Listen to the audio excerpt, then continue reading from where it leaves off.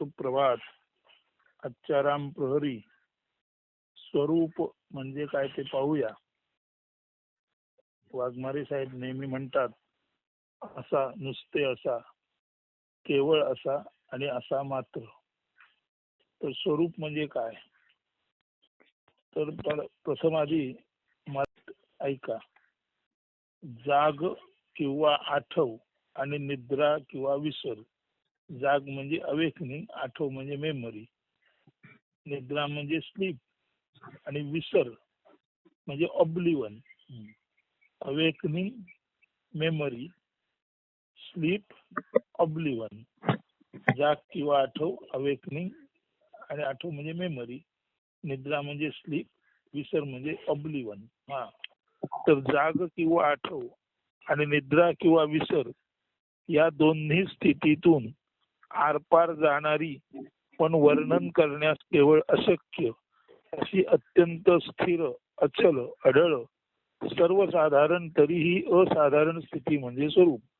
म्हणजे जागेपणी असू दे किंवा स्मृतीत असू दे. म्हणजे जागेपणामध्ये सुद्धा आपल्यामध्ये एक शुद्ध असणे पण असतं, आणि जेव्हा इतर स्मृती असते तेव्हा त्या स्मृतीच्या पाठी सुद्धा ते शुद्ध असणे पण असतं. गाढ निद्रेमध्ये सुद्धा ज्या अर्थी उठल्यानंतर आपला मी जागा होतो, त्या अर्थी गाढ निद्रेमध्ये सुद्धा एक आपलं शुद्ध असणं असतं. आणि जेव्हा आपण काहीतरी विसरतो आणि म्हणतो मी विसरलो, म्हणजे मी विसरलो म्हणताना सुद्धा आणि प्रत्यक्ष विसरलेल्या स्थितीत सुद्धा आपल्यामध्ये एक काहीतरी शिल्लक असतं. म्हणजे आपण जागे असताना आपल्यामध्ये आहे, आपल्याला विस्मृती झाली तरी आपल्यामध्ये आहे, आपण गाढ झोपेत असलो तरी आपल्यामध्ये आहे, आपणाला विसर पडला तरी आपल्यामध्ये आहे. म्हणजे जागेपणात आणि स्मृतीमध्ये, झोपेत आणि विस्मृतीमध्ये, अशा दोन्ही स्थितीमधून, अशा एकूण 3 स्थिती, जाग आणि स्मृती आणि निद्रा आणि विस्मृती, या 4ही स्थितीमधून आरपार जाणारी, म्हणजे 4ही स्थितीत आतमध्ये असणारी पण वर्णन करण्यास केवळ अशक्य 4ही स्थितीत असते.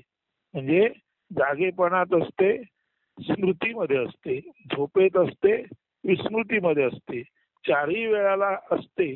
परंतु जिचं वर्णन करणं केवळ अशक्य आहे आणि जी अत्यंत स्थिर, अचल, अढळ, सर्वसाधारण, म्हणजे बघायला गेलं तर सर्वांमध्ये असणारी तरीही असाधारण स्थिती म्हणजे स्वरूप. आता ही सर्वांमध्ये गोष्ट आहे पण तरीही असाधारण आहे. याचा अर्थ असा आहे, जर कोणी म्हणेल अरे तू जागा आहोस किंवा तू झोपलेला आहोस, तुला आठवण असू दे किंवा आठवण नसू दे, तुझ्या कुठल्याही असण्यामध्ये सुद्धा एक गोष्ट कायमस्वरूपी आहे. आणि ही गोष्ट सर्वांमध्ये कायमस्वरूपी आहे. सर्वांमध्ये कायमस्वरूपी आहे म्हणजे it is common to all. परंतु हे जर कोणी सांगितलं तर ही गोष्ट सर्वांमध्ये कायमस्वरूपी आहे याच्यावर आपला विश्वास पटकन बसणार नाही. म्हणून ही सर्वसाधारणरित्या असलेली गोष्ट सुद्धा सर्वसाधारणरित्या विश्वास ठेवायला कठीण, अशा अर्थी सर्वसाधारण तरीही असाधारण असं म्हटलेलं आहे. म्हणून जाग किंवा आठव आणि निद्रा किंवा विसर या दोन्ही स्थितीतून आरपार जाणारी पण वर्णन करण्यास केवळ अशक्य अशी अत्यंत स्थिर, अचल, अढळ, सर्वसाधारण, म्हणजे सर्वांमध्ये आढळणारी तरीही असाधारण स्थिती. सर्वांमध्ये ही स्थिती 4ही अवस्थेत असते, तरी सुद्धा ही सर्वांमध्ये 4ही अवस्थेत असते. हे जाणून घेण्यासाठी फार आपणाला बुद्धी चालवावी लागते. म्हणून सर्वसाधारण असून सुद्धा समजण्याच्या पातळीला ती असाधारण स्थिती म्हणजे स्वरूप. जाग किंवा आठव आणि निद्रा किंवा विसर या दोन्ही स्थितीतून आरपार जाणारी पण वर्णन करण्यास केवळ अशक्य अशी अत्यंत स्थिर, अचल, अढळ, सर्वसाधारण तरीही असाधारण स्थिती म्हणजे स्वरूप. हे एकदा समजा आणि तसेच असा, म्हणजे स्वरूपाची जाणीव घ्या आणि त्या जाणीवेतच जाणतेपणी असा. या व्यतिरिक्त काही वेगळे करण्याची गरजच नाही. असे असणे हीच कैवल्य स्थिती, केवळ असणेपणी असणे. यातून योग्य ते सहज संभवते. नाम रूप गुणविरहित म्हणजे नामरहित, रूपरहित, गुणरहित कैवल्यातूनच सारे नाम, रूप आणि गुण पूर्ण प्रकट होते. म्हणजे कैवल्य मुळात नामरूप, रूपरूप आणि गुण म्हणजे कैवल्य मुळात नाम, रूप आणि गुण विरहित आहे. केवळ असणे जे आहे त्याला नाम नाही, रूप नाही, गुण नाही. तर नाम, रूप, गुण विरहित अशा कैवल्यातूनच सारे नामपूर्ण, रूपपूर्ण, गुणपूर्ण विश्व प्रकट होत असते. म्हणजे निर्गुण निराकार निर्भाव कैवल्यातूनच सगुण साकार आणि स्वभाव विश्व निर्माण होत असते. या अशा केवळ असणे पण जाणण्यातच परमानंद असतो. म्हणजे तुम्ही आम्ही जरी सगुण साकार स्वभाव असलो तरी तुम्ही आम्ही नव्हे, यच्च यावत निसर्ग आणि यच्च यावत सृष्टी ही मूळतः नाम, रूप, गुण विरहित अशा निर्गुण निराकार केवळ असणेपणातूनच जन्माला आलेली आहे. म्हणजे निर्गुण निराकार निर्भाव केवळ असणेपणातूनच सगुण साकार स्वभाव विश्व आणि संपूर्ण जीवसृष्टी निर्माण झालेली आहे.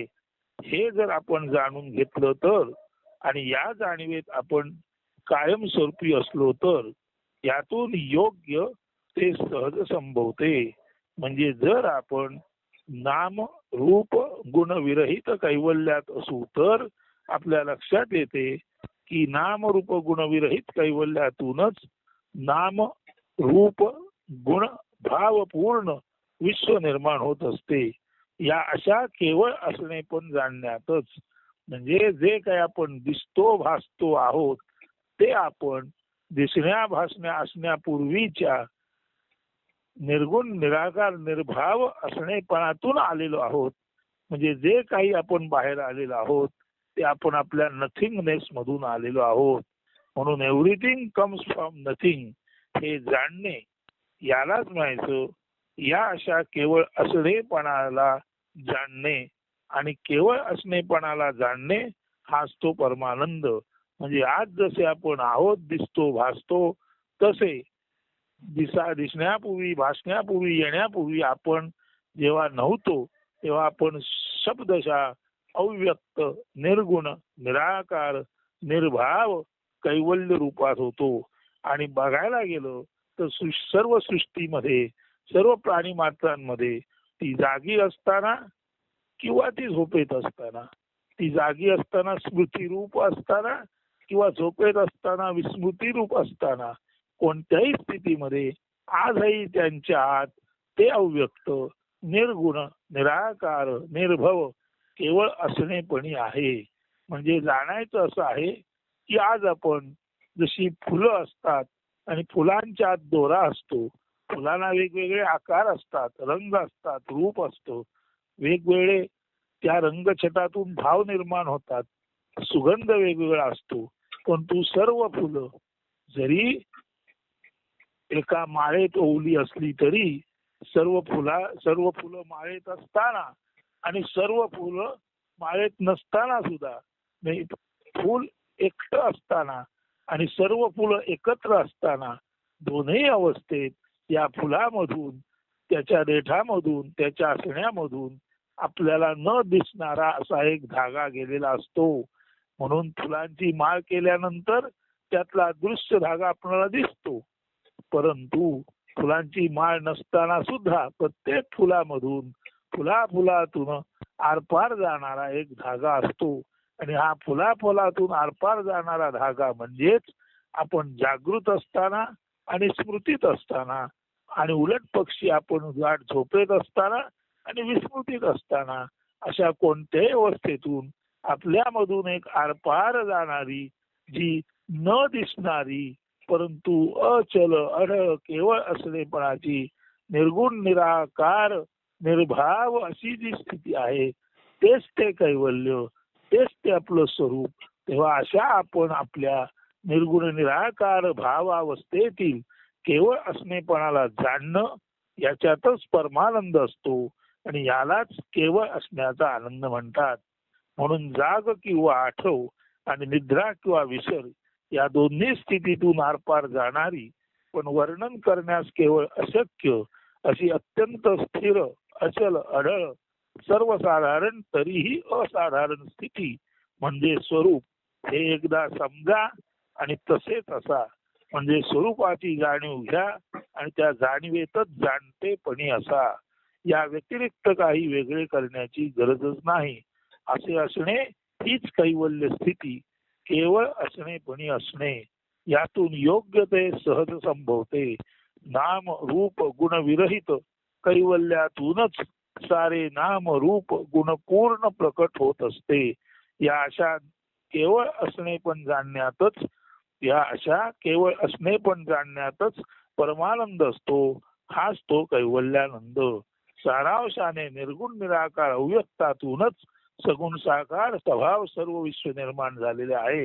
म्हणून सगुण साकार स्वभाव विश्व ज्याच्यातून निर्माण झाले नव्हे, सगुण साकार स्वभाव विश्व असताना सुद्धा ज्याच्या आत सूत्र रूपाने, जसं फुलांच्या सूत्र रूपाने दोरा असतो, तसं सगुण साकार स्वभाव विश्वाच्या आत सूत्र रूपाने निर्गुण निराकार निर्भाव केवळ असणेपणी असणारा असा जो एक धागा आहे, असं एक जे सूत्र आहे, तो धागा किंवा ते सूत्र जाणणं म्हणजेच आपण आपल्या केवळ असणेपणाला जाणणं. आणि अशा त्या केवळ असणेपणाला जाणणारा माणूस स्वाभाविकरित्या केवळ असणेपणातच आनंदी असतो. त्यामुळे त्याच्या दृष्टीने तो श्रीमंत आहे का गरीब आहे, तो काळा आहे का गोरा आहे, तो नर आहे का नारी आहे, असा काहीच फरक पडत नाही. अशा वेळी स्वामी स्वरूपानंद म्हणतात, नर नारी हरी रूप दिसो बाहेर अंतरी. हे नर आणि नारी हे हरी रूप आहे. हरी म्हणजे हरण करणे, म्हणजे नराचे नरत्व आणि नारीचे नारीत्व, नराचं वेगळेपण आणि नारीचं वेगळेपण हे दोन्ही नष्ट करणार असं त्याच्यात मध्ये जे सूत्र आहे ते आहे हरिसूत्र. म्हणजे वेगळेपणा नष्ट करणार हरिसूत्र. समान धागा म्हणजे कैवल्य. म्हणून परत एकदा समजून घ्या, जाग किंवा आठव आणि निद्रा किंवा विसर या दोन्ही स्थितीतून आरपार जाणारी पण वर्णन करण्यास केवळ अशक्य अशी अत्यंत स्थिर, अचल, अढळ, सर्वसाधारण तरीही असाधारण स्थिती म्हणजे स्वरूप हे एकदा समजा आणि तसेच असा म्हणजे स्वरूपाची जाणीव घ्या आणि त्या जाणीवेतच जाणतेपणी असा. या व्यतिरिक्त काही वेगळे करण्याची गरजच नाही. असे असणे हीच कैवल्य स्थिती, केवळ असणेपणी असणे. यातून योग्य ते सहज संभवते. नाम रूप गुण विरहित कैवल्यातूनच सारे नाम रूप गुण पूर्ण प्रकट होत असते. या अशा केवळ असणे पण जाणण्यातच परमानंद असतो. हाच तो कैवल्यानंद. तर मराठीत अनेक पद उलगडून हे स्पष्ट केल्यानंतर आता त्याचं इंग्रजीत जे वचन आहे ते नीट ऐका. यातील 2 शब्द फक्त लक्षात घ्या की जाग म्हणजे अवेकनिंग, आठव म्हणजे मेमरी, निद्रा म्हणजे स्लीप आणि विसर म्हणजे ऑब्लिवन. तो ऑब्लिवन म्हणजे विसर, मेमरी म्हणजे स्मृती, अवेकन म्हणजे जागृती आणि स्लीप म्हणजे निद्रा. हे 4 शब्द फक्त महत्वाचे आहेत. बाकी नीट ऐकलं तर सर्व समजेल. स्वरूप is a static, unmovable and constant stateless state which is common and unique to all in both of the situations, that is awakening and memory as well as sleep and oblivion. Get it understood and be there in that understanding only. Have the feel of Swarup and be the same for oneself. In other words, to remain simply in one's pure and nameless, formless, qualityless being without identity is Swarup or Kaivalya, the bliss of only to be. म्हणजे तुम्ही जागे असा तुम्ही झोपलेले असा.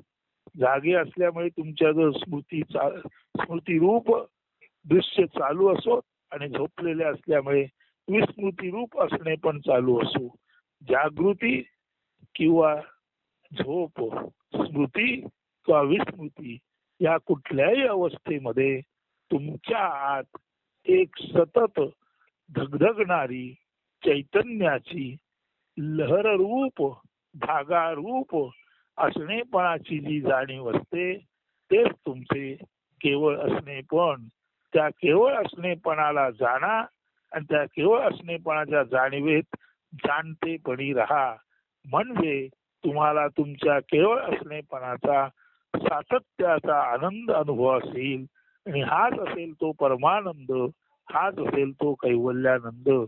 त्याची अनुभूती घ्या. हे आपणाला निसर्ग महाराजांनी सांगितलेलं आहे. आणि हे सर्व तत्वज्ञान रमण महर्षी असोत, कृष्णमूर्ती असोत, स्वरूपानंद असोत, सर्वजण हेच तत्वज्ञान सांगतात.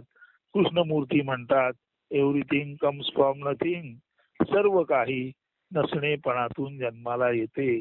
स्वरूपानंद म्हणतात नर नारी हरी रूप, दिसायला नर असो नारी असो, रंग रूप भाव वर्णन असो, पण तू मुळात ते अव्यक्त हरिरूप काही नसणेपणातूनच नरनारी असणेपणात आलेले आहेत.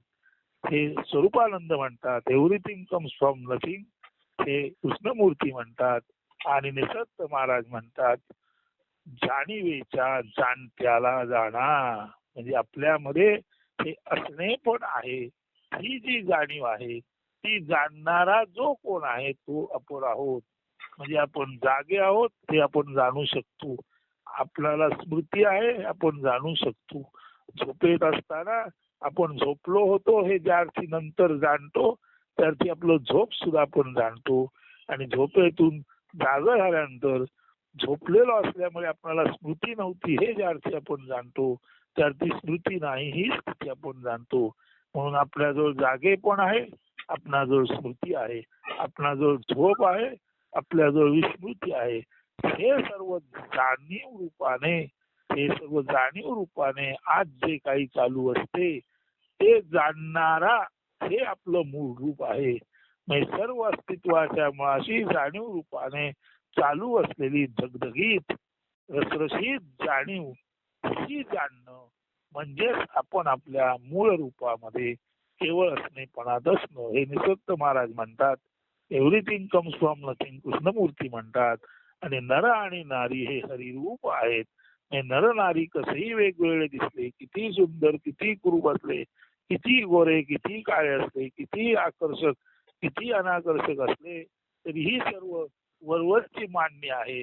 नर नारी अगदी आतमध्ये हरिरूप म्हणजे हरी म्हणजे हरण झालेले, कुठलीही विभिन्नता नसलेले, समत्वात असलेले हरिरूप म्हणजे कॉमनली कॉमन अशा अर्थी कैवल्यच आहे. तर स्वरूपानंद जे म्हणतात तेच कृष्णमूर्ती म्हणतात, तेच निसर्ग महाराज म्हणतात. तेव्हा आपण आपल्या जागृती आणि झोप, स्मृती आणि विस्मृतीतील जे शुद्ध असणेपण आहे त्या असणेपणाच्या जाणीवेला चिकटून असा आणि तेथेच सदा सर्वदा कायम असा, यालाच म्हणायचे कैवल्यामध्ये कैवल्याला जाणणारा कैवल्य रूप असणे असतो. याचं नीट चिंतन करा आणि जसे आहात तसेच असा, कैवल्यात असा, कैवल्यानंद घ्या आणि एन्जॉय द ब्लिस ऑफ कैवल्य. आणि कैवल्याचा परमानंद सतत सतत सतत चाखत राहा. धन्यवाद. अस्तु. शुभ प्रभात. शुभ दिन.